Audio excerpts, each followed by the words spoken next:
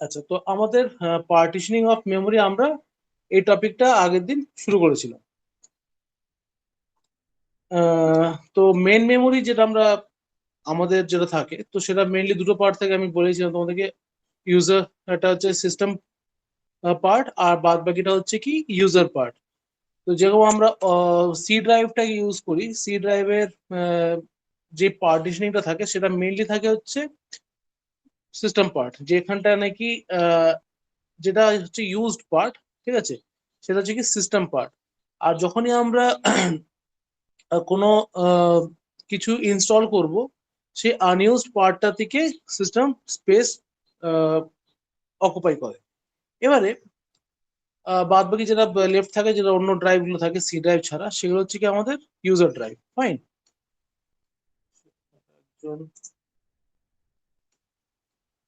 এবারে আমি আগের দিন যেটা বলছিলাম যে আমাদের এই পার্টিশনিংটা দু ধরনের হয়, একটা ফিক্সড পার্টিশনিং আর একটা ডাইনামিক পার্টিশনিং। ঠিক আছে, তো ফিক্সড পার্টিশনিং এ আমি দেখেছিলাম দুটো পার্ট, একটা হচ্ছে equal amount of equal partitioning, and আর এটা হচ্ছে unequal amount of fixed partitioning. এবারে এটা তো হলো কি পার্টিশনিং এর দুটো ধরন within the fixed partitioning. But আমি তার আগে একটা জিনিস তোমাদের পয়েন্ট অফ ভিউতে আনতে চাই, যে আমাদের এখন পার্টিশনিং অফ মেমোরি বলছি, পার্টিশনিং অফ মেন মেমোরি, সেখানে আমাদের দুটো ইস্যুস আছে। একটা হচ্ছে problems associated with this technique, and another aspect হচ্ছে আমাদের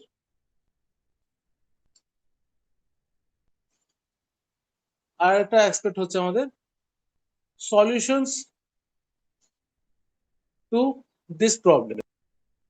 this problem,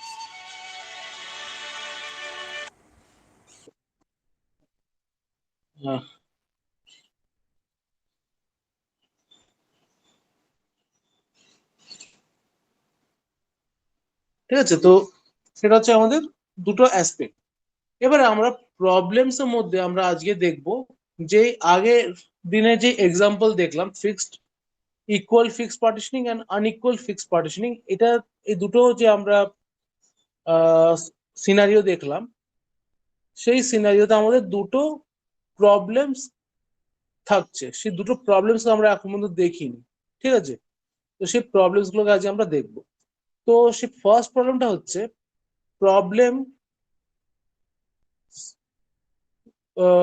with partitioning. Just partitioning related আমাদের দুটো প্রবলেম আছে পার্টিশনিং। ফার্স্ট প্রবলেমটা হচ্ছে ফ্র্যাগমেন্টেশন। ফ্র্যাগমেন্টেশন, আর এই ফ্র্যাগমেন্টেশনটা আমাদের দু ধরনের হয়। First, internal fragmentation, and second one is external fragmentation. First of all, what is this fragmentation? কারোর কোনো আইডিয়া আছে what is this fragmentation is all about? কারোর কোনো ধরনের কোনো আইডিয়া?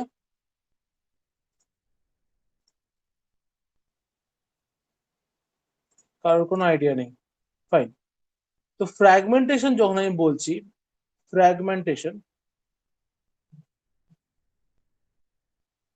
এই ফ্র্যাগমেন্টেশন কথাটা অর্থ হচ্ছে a memory which is created after allocation to some process.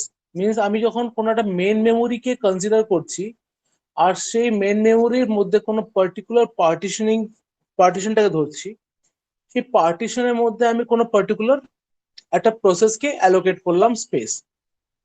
After that there will be some memory created which will be wasted and will not be utilized by any process at any time. ঠিক আছে, তো সেই মেমোরিটাকে আমরা generally, creation of that memory is known as fragmentation. Means আমরা ফ্র্যাগমেন্টসে unused আনইউটিলাইজড memory create করছি, তো সেগুলোকে বলা হচ্ছে কি ফ্র্যাগমেন্টেশন। এবার এই ফ্র্যাগমেন্টেশনের দুটো ইউনিক টাইপস থাকে, একটাকে বলা হয় আমাদের ইন্টারনাল ফ্র্যাগমেন্টেশন, একটা হচ্ছে কি আমাদের এক্সটার্নাল ফ্র্যাগমেন্টেশন। ইন্টারনাল ফ্র্যাগমেন্টেশন মানে হচ্ছে, ইন্টারনাল ফ্র্যাগমেন্টেশন, আমি যখন ফ্র্যাগমেন্টেশনের মানেটা বললাম, কেউ কি চেষ্টা করতে চাইবে এই ইন্টারনাল ফ্র্যাগমেন্টেশন কি ব্যাপার হতে পারে বা এক্সটার্নাল ফ্র্যাগমেন্টেশনটা কি ধরনের ব্যাপার হতে পারে?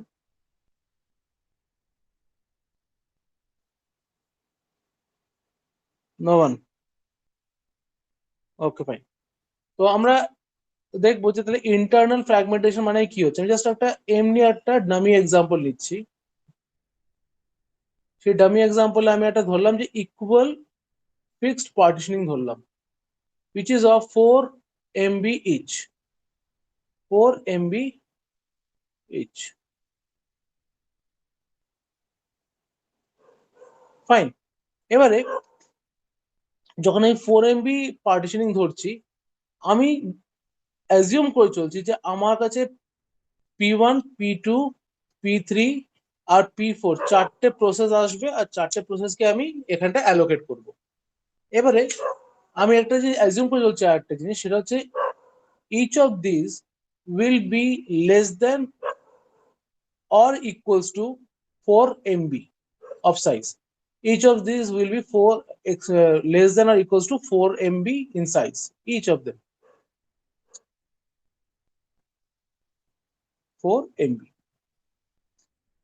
এবার সাপোজ আমি ধরলাম যে এইটা হচ্ছে কি ইকুয়ালস টু, আর বাদ বাকি এখানে হচ্ছে আমাদের 3 MB,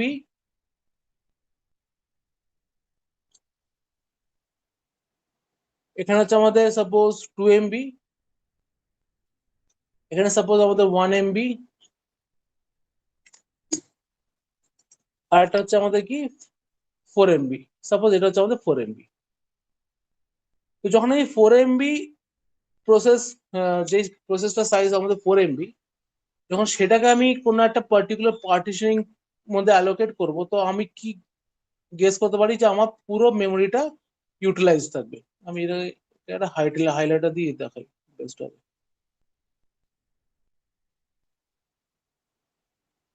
এটা একটা হাইলাইটার দিয়ে দেখাই।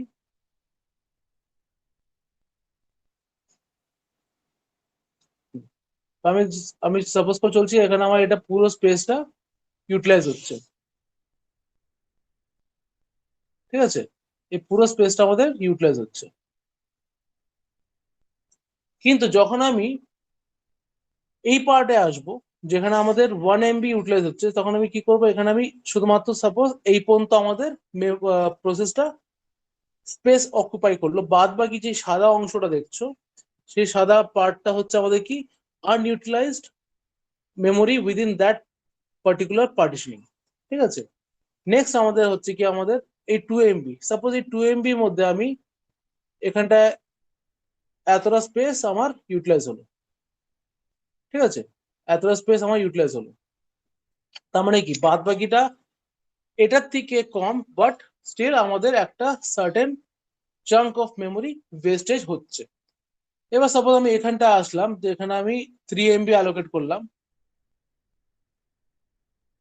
যেখানে আমাদের এটার তুলনায় কম, কিন্তু স্টিল একটা certain amount of memory wastage হচ্ছে,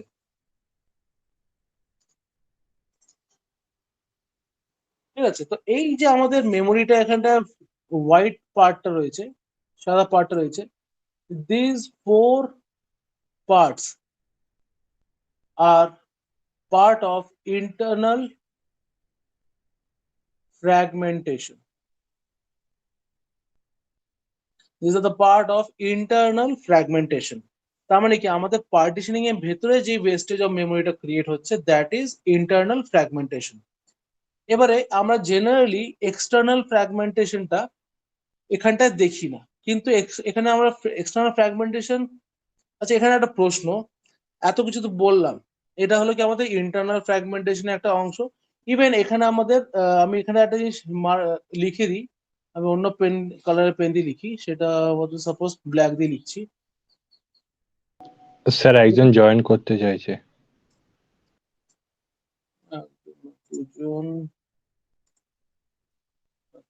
থ্যাংক ইউ। তো এখানে আমাদের হচ্ছে কত 1 MB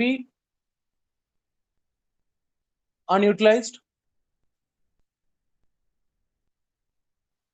এখানে হচ্ছে আমাদের 2 MB, এখানে আমাদের 3 MB, আর এখানে হচ্ছে আমাদের কত 0 MB। So these are the spaces which are created as unutilized. এবার আমার এখানে জাস্ট একটা simple question, is there any chance of external fragmentation over here? Internal fragmentation তো বুঝলাম যে পার্টিশনিং এর ভেতরে, তার মানে এক্সটার্নাল ফ্র্যাগমেন্টেশন নিশ্চয়ই এরকম একটা জিনিস যেটা পার্টিশনিং এর ভেতরে নয়, পার্টিশনিং এর বাইরে। তো এক্সটার্নাল ফ্র্যাগমেন্টেশন কি এখানে হতে পারে?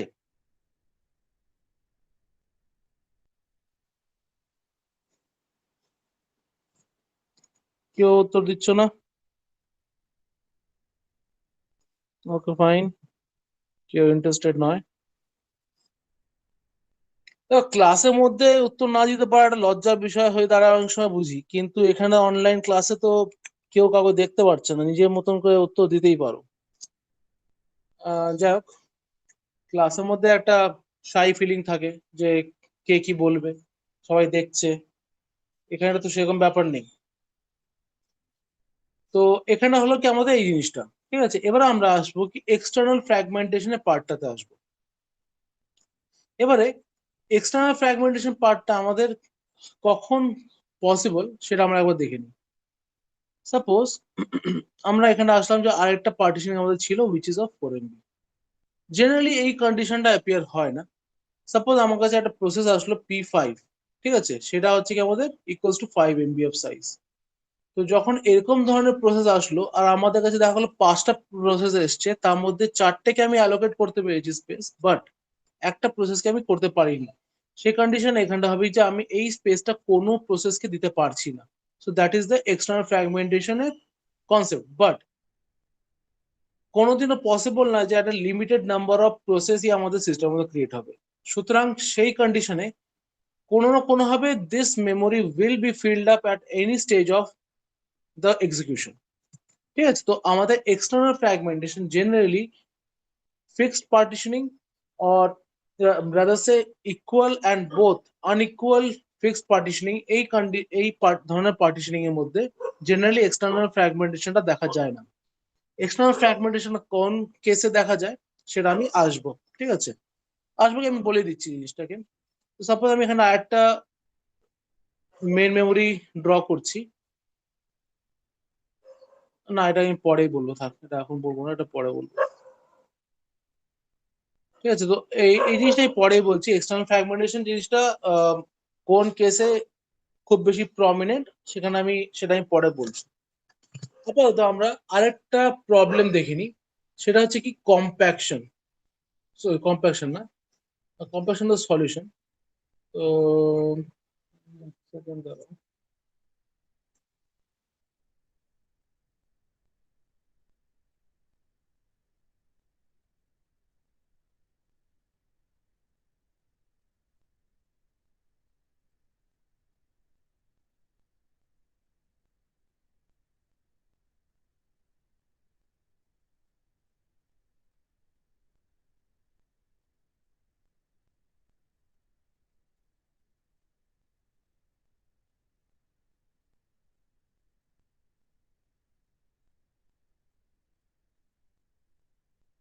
আচ্ছা ঠিক আছে, এটা বাদ দেয়, এটা আমি, এটা হচ্ছে আমাদের সলিউশন।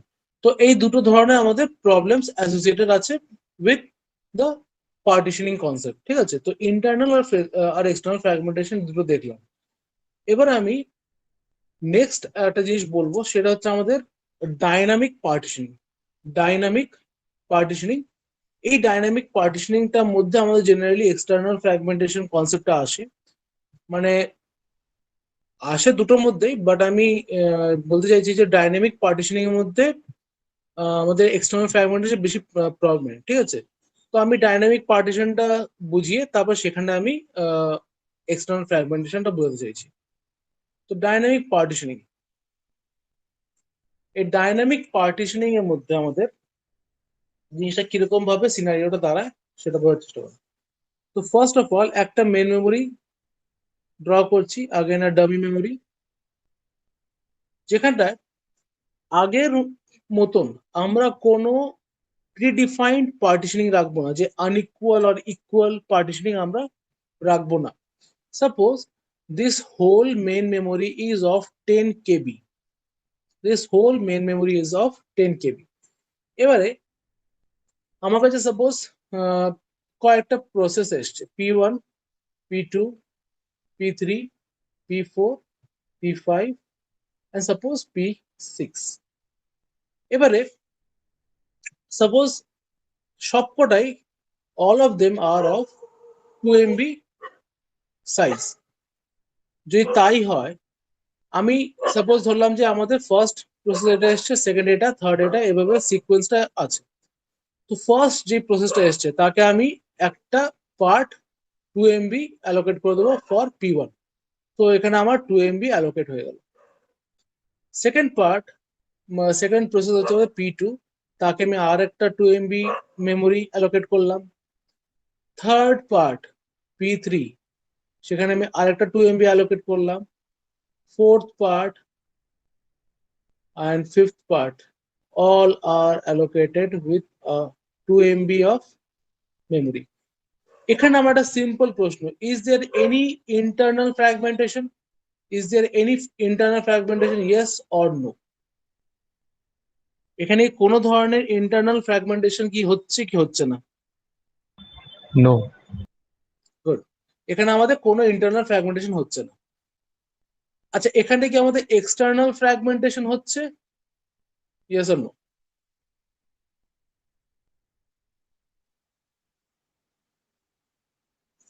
এখানে কোনো ধরনের এক্সটার্নাল ফ্র্যাগমেন্টেশন হচ্ছে?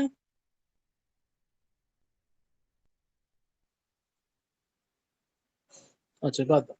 তো এখানে আমাদের এক্সটার্নাল ফ্র্যাগমেন্টেশনও নেই। In short, we have no fragmentation over here, no fragmentation। এখানে আমাদের কোনো ফ্র্যাগমেন্টেশন দাঁড়াচ্ছে না। রাদার আমি যদি এবারে একটা এক্সাম্পল নিই, সেখানটায় আমাদের মেন মেমোরিটা আমি আবার ড্র করছি। এখানে আমি এটা একটা লাইন ড্র করে দিই যে এটা আলাদা এক্সাম্পল, এটা আলাদা এক্সাম্পল। তো এখানে সাপোজ আমাদের P1, P2, P3, P4, P5 and P6 again 6টা প্রসেস আছে। এটা 1 MB, এটা 2 MB, এটা এমবি বলছি, কেবি, সরি, এখানে আমি কেবি করেছিলাম না, এগুলো সব এমবি। আচ্ছা বাদে এটা 10 MB ধরো। তো 1 MB হলো, এটা 3 MB হলো, এটা 4 MB, এটা 5 MB, এটা 6 MB। ফাইন। এবারে সাপোজ আমি ব্যাকওয়ার্ড ডিরেকশন থেকে মেমোরি অ্যালোকেট করবো। সাপোজ আমি P6 কে প্রথমে অ্যালোকেট করবো। P6 will get a huge chunk of 6 MB। তো এখানে আমি 6 MB অ্যালোকেট করে দিলাম কাকে, P6 কে। এবারে সাপোজ আমি P4 কে না করে আমি যদি এখানে P3 কে অ্যালোকেট করি, P3 কে অ্যালোকেট করি অফ 3 MB মেমোরি সাইজ, তাহলে পরে আমি আরেকটা এখানে সাপোজ এটাকে 2 MB করে দিচ্ছি, ঠিক আছে? তাহলে আমি এখানটা আমি এই পার্টটা যেটা আছে, এই পার্টটা এটা আমি কাউকে অ্যালোকেট আর করতে পারবো না, ঠিক আছে? So now the question is there any internal fragmentation or external fragmentation, yes or no?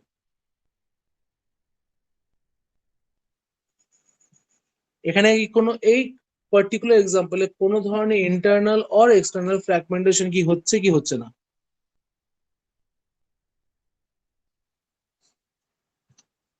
এটা খুবই সিম্পল কোশ্চেন, এটা অ্যান্সার করতেই পারবে আই থিংক। এক্সটার্নাল। হ্যাঁ, আর ইন্টারনাল ফ্র্যাগমেন্টেশন হচ্ছে। হ্যাঁ। তাহলে এখানে আমাদের ইন্টারনাল ফ্র্যাগমেন্টেশন নেই, বাট এক্সটার্নাল ফ্র্যাগমেন্টেশনটা আছে।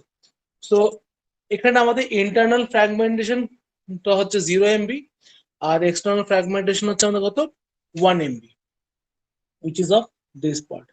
This is a 1 MB space and this will be considered as an external fragmentation, ঠিক আছে? তো এটা হচ্ছে আমাদের কি এক্সটার্নাল ফ্র্যাগমেন্টেশন। এই পর্যন্ত ক্লিয়ার আই থিঙ্ক? কারোর কোনো ডাউট?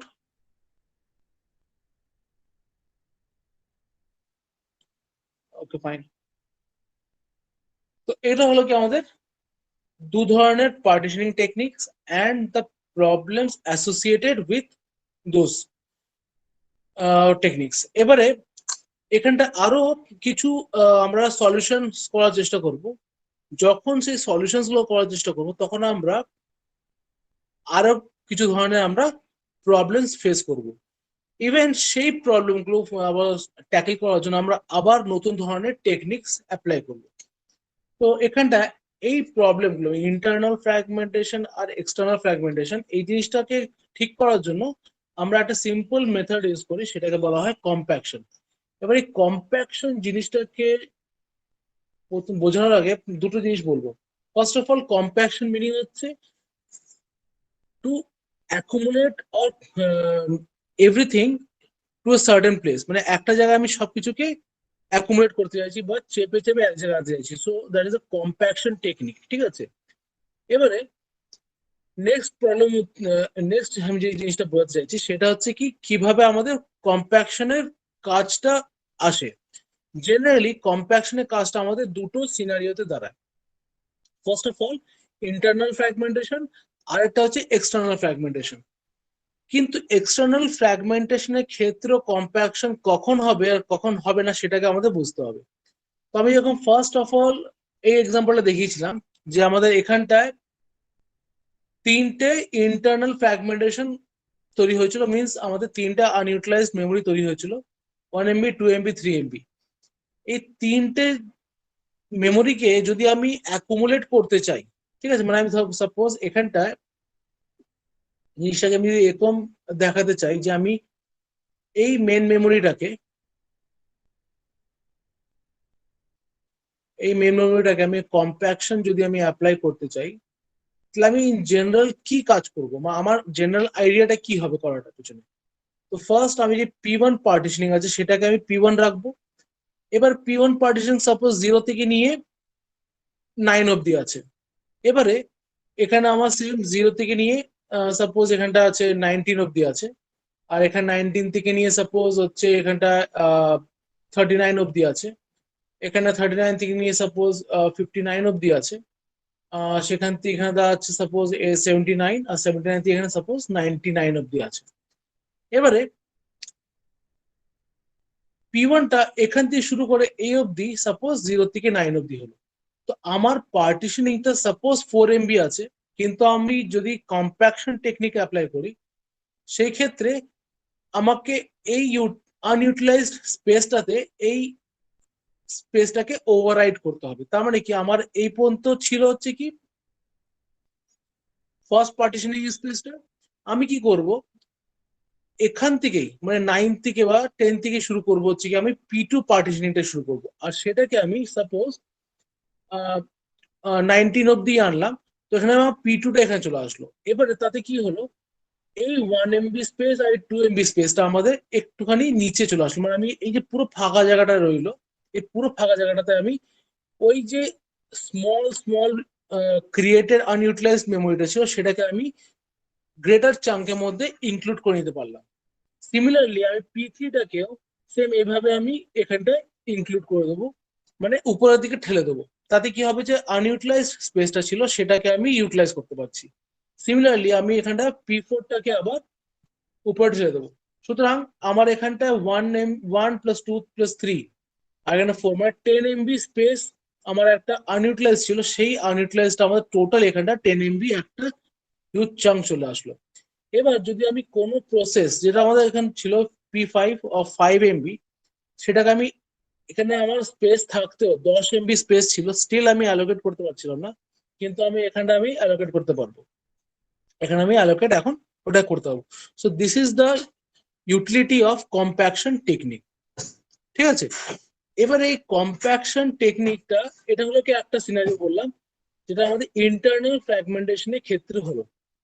এবারে আমি যদি এক্সটার্নাল ফ্র্যাগমেন্টেশন দেখি, এক্সটার্নাল ফ্র্যাগমেন্টেশনে কোথায় কোথায় হতে পারে কোথায় কোথায় হতে পারে না। আমি যখন দেখাচ্ছি এখানটা আমাদের কম্প্যাকশন অ্যাপ্লিকেবল নয়, compaction is not applicable over here, not applicable, ঠিক আছে। তাহলে আমার কোথায় কম্প্যাকশনটা এক্সটার্নাল ফ্র্যাগমেন্টেশনের ক্ষেত্রে অ্যাপ্লিকেবল হতে পারে? সাপোজ আমি একটা মেন মেমোরি নিচ্ছি, আবার সেই মেন মেমোরির মধ্যে আমার এখানে P1 হলো, এখানে P2 হলো, P3, P4, P5, P6, P7, P8।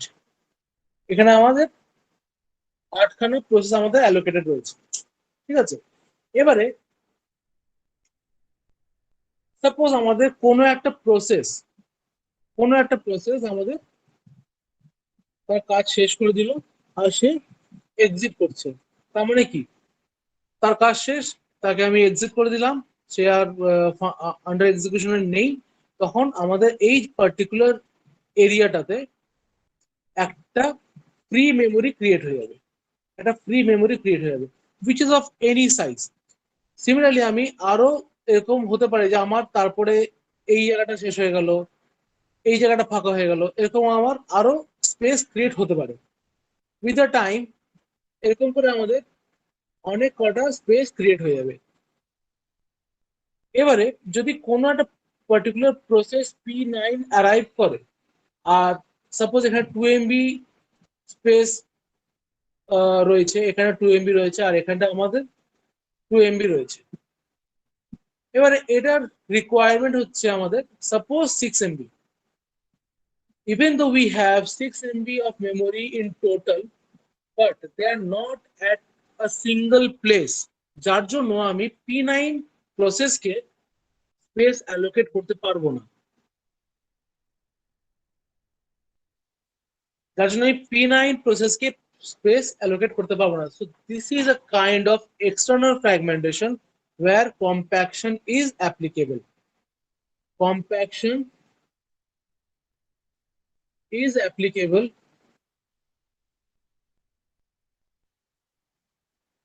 in this kind of external fragmentation. Clear? এই পর্যন্ত কারোর কোনো ডাউট? কারোর কোনো ডাউট থাকলে প্লিজ বলো।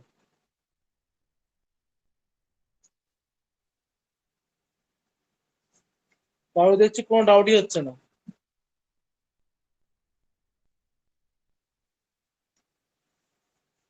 যাই হোক, তো এই হলো আমাদের মোদ্দা কথা, যে আমাদের পার্টিশনিং রিলেটেড আমাদের কয়েকটা জিনিস আসছে। এবারে এই পার্টিশনিং এর মধ্যে কম্প্যাকশন কথা আমি বললাম, যে কম্প্যাকশনটা আমি বললাম, এই কম্প্যাকশনটা is not so easy as we say. কেন এটা এতটা সহজ নয়? কেননা আমি যখন এই পার্টিশনিং কনসেপ্টটা ধরেছিলাম, তার আগে তোমাদেরকে আমি রিলোকেটেবল অ্যাড্রেস, তারপরে তোমাদের কি বলো ওটাকে, কি বললাম ওটাকে,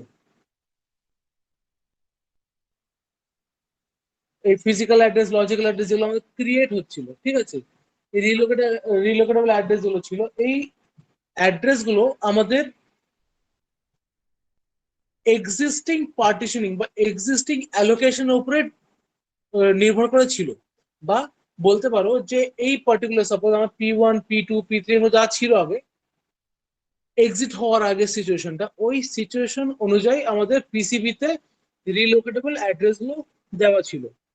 নাও when we are supposed to compact the whole memory and create a single unutilized memory, which is the sum of all the unutilized memory, ওই কন্ডিশনে আমাকে এই প্রত্যেকটা প্রসেসকে যখন আমি আবার নতুন স্পেসের মধ্যে ফেলছি, তখন ওদের যে অ্যাসোসিয়েটেড অ্যাড্রেসটা আছে, যে রিলোকেটেবল অ্যাড্রেসটা আছে, সেটাকেও চেঞ্জ করতে হবে।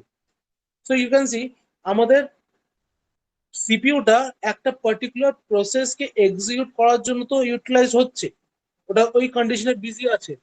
কিন্তু যখন আমি কম্প্যাকশনটা অ্যাপ্লাই করছি, এক্সট্রা বার্ডেন বা এক্সট্রা কাজ আমাদের সিপিইউ কে করতে হচ্ছে কি, ওই রিলোকেটেবল অ্যাড্রেস গুলোকে আবার নতুন করে আবার নতুন করে ক্যালকুলেট করে পিসিবি গুলোতে স্টোর করতে হচ্ছে। So this is again a work load for the CPU which requires more CPU bound time। ঠিক আছে, তো যদি আমি কম্প্যাকশনটা না করতাম তাহলে পরে আমার এই এক্সট্রা সিপিইউ টাইমের প্রয়োজন পড়তো না। বাট যেহেতু আমি কম্প্যাকশন মেথডটাকে অ্যাপ্লাই করছি, সুতরাং সেই জন্য আমি কি বলে আমাকে এক্সট্রা সিপিইউ টাইম অ্যালোকেট করতে হচ্ছে। তো এই এক্সট্রা সিপিইউ টাইমটা যদি আমি না করি তাহলে পরে আমার সিপিইউটা অন্য কাজ করতে ব্যস্ত করবে, which will lead to the decrease of efficiency of the CPU। The compaction method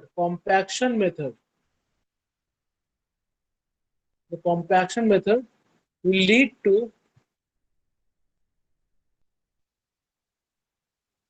lead to decrease in efficiency of CPU।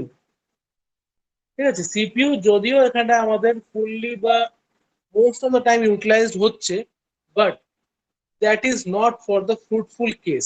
ঠিক আছে, তো এখানে আমাদের এই একটা সমস্যা। এই প্রবলেমটাকে ট্যাকেল করার জন্য আমরা আরো অনেক ধরনের সলিউশনস গুলো করে থাকি।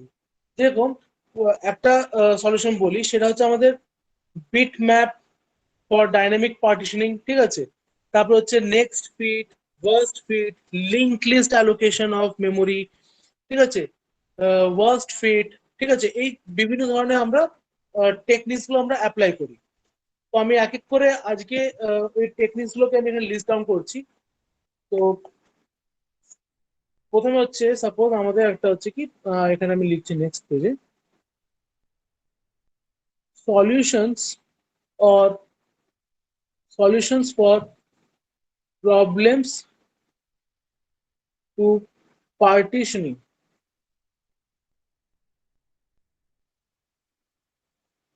ঠিক আছে, একটা সলিউশন হচ্ছে বিট ম্যাপ, সেকেন্ড হচ্ছে আমাদের লিঙ্কড লিস্ট ইমপ্লিমেন্টেশন, থার্ড হচ্ছে আমাদের বেস্ট ফিট,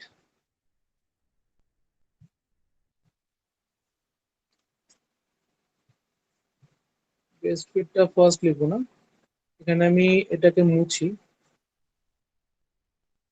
এটাকে আমি এখানটা পয়েন্ট পয়েন্ট লিখবো কারণ এগুলো সিমিলার কাইন্ড অফ থিংস।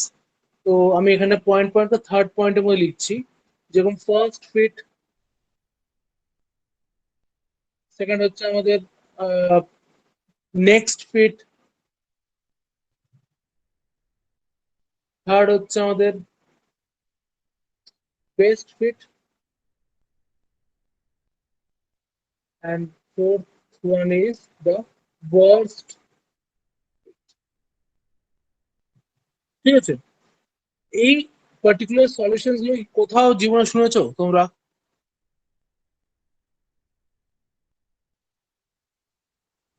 একদম কি তোমার রেসপন্ড করবে না বলে তোমার ঠিক করেছো তোমরা?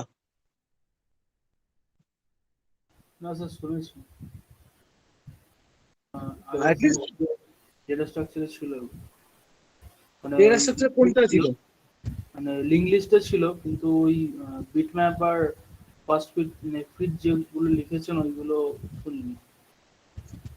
আচ্ছা, লিঙ্ক লিস্ট যেটা, এটা কোন পার্টিকুলার টপিকের আন্ডারে ছিল লিঙ্ক লিস্ট ইমপ্লিমেন্টেশনটা? তো কোন কোন টপিক?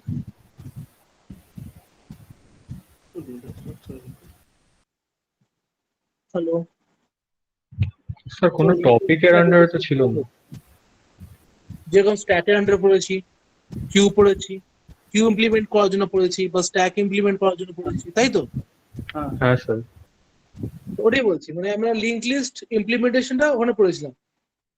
আমি একটা জিনিস আমি বলতে চাই যে আমার লিঙ্ক লিস্ট ইমপ্লিমেন্টেশনটা স্ট্যাক ইমপ্লিমেন্ট করার জন্য বা কিউ ইমপ্লিমেন্ট করার জন্য, ঠিক আছে, এগুলো এই পার্টিকুলার ডেটা স্ট্রাকচার গুলোকে ইমপ্লিমেন্ট করার জন্য করেছিলাম। তো আমাদের জাস্ট এগুলো যখন পড়ানো হয়েছিল তো জাস্ট এগুলো আমরা ইমপ্লিমেন্ট করলাম, ফাইন, আমাদের কোর্সের সিলেবাসে ছিল, আমরা এগুলোকে ইমপ্লিমেন্ট করলাম, কোডিং করলাম, ডান, মার্কস পেয়ে গেলাম, খতম, খান, রেজাল্ট পেয়ে গেছি। বাট আমার কথা সেটা না, আমার কথা হচ্ছে what was the objective behind implementing linked list for those stacks and queues? ওই stacks and queues তো আমরা array ইউজ করে করতে পারতাম, তাই না? তো কেন লিঙ্ক লিস্ট করে ইউজ করে আমরা ইমপ্লিমেন্ট করেছিলাম? অবজেক্টিভটা কি ছিল আমি সেটাই জানতে চাইছি বাস। ও স্যার, ওটা হচ্ছে মেমোরিটাকে ডাইনামিকলি অ্যালোকেট করার জন্য। Very good. তো আমরা ডাইনামিক মেমোরি অ্যালোকেশনের জন্য আমরা লিঙ্ক লিস্টটা ইউজ করেছিলাম, ঠিক কিছুটা ওইভাবেই আমরা bit map, first fit, worst fit, next fit, worst fit, এগুলোকে আমরা কিছুটা ওই ধরনেরই একটা কাজ করার জন্য ইমপ্লিমেন্ট করব, ঠিক আছে? তো লিঙ্ক লিস্ট রিপ্রেজেন্ট ইমপ্লিমেন্টেশন যেটা আছে ওটাকে আমি আর রিপিট করবো না, কারণ এটা অলরেডি তোমার ডেটা স্ট্রাকচার তোমরা পড়েছো। তো এই জিনিসটাকে রিপিট করার কোনো মায়না হয় না, ঠিক আছে? তো আমি জাস্ট তোমাদেরকে বাদ বাকি 5টা যে টেকনিক্স আছে ওগুলোর ব্যাপারে আমি তোমাদের সাথে ডিসকাস করবো, ফাইন? আচ্ছা, আজকের ক্লাসটা এই পর্যন্ত থাক, কেননা আমি যখন এই প্রত্যেকটা টপিক ধরবো, এই টপিকগুলো আমি নেক্সট ক্লাস অনওয়ার্ডস ধরবো। এবারে কথা হচ্ছে এই প্রত্যেকটা টপিক মোটামুটি একটা কি দুটো টপিক পুরো একটা লেকচার আমার, মানে পুরো লেকচার টাইমটা আমার খেয়ে নেবে।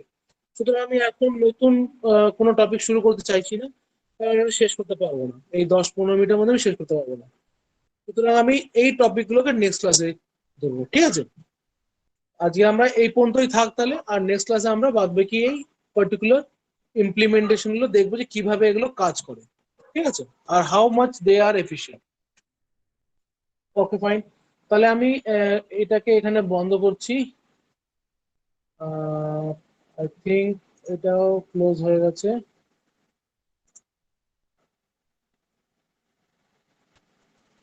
আচ্ছা, আমি এখন স্ক্রিনটা শেয়ার করছি।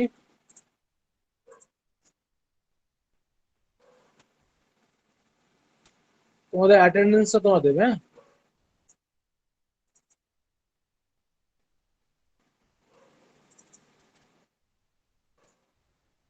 কত, 4 তারিখ?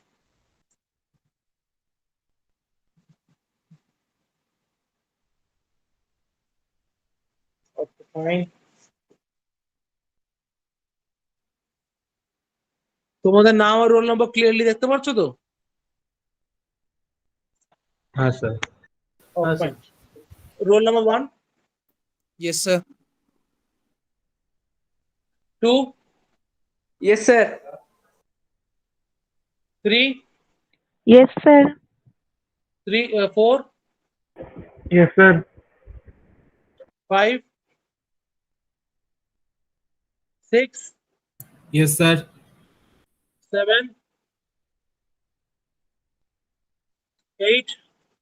আচ্ছা, তোমাদের একটা জিনিস আগে থেকে বলে রাখি, অ্যাটেন্ডেন্স সবার শেষ না হওয়া অব্দি কেউ ক্লাস লিভ করবে না, ঠিক আছে?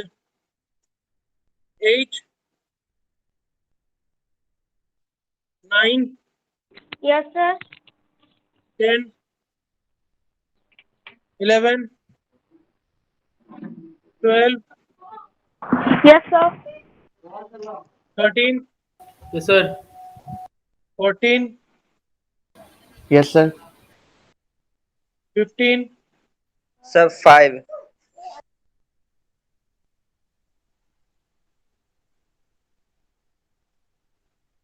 15, 16, Yes, sir. 17, Yes, sir. 18, 19, Yes, sir. 20, Present, sir. 21, Yes, sir. 22, Yes, sir. 23, Present, sir. 24, Sir, 24 present chat এ লিখেছে। 25,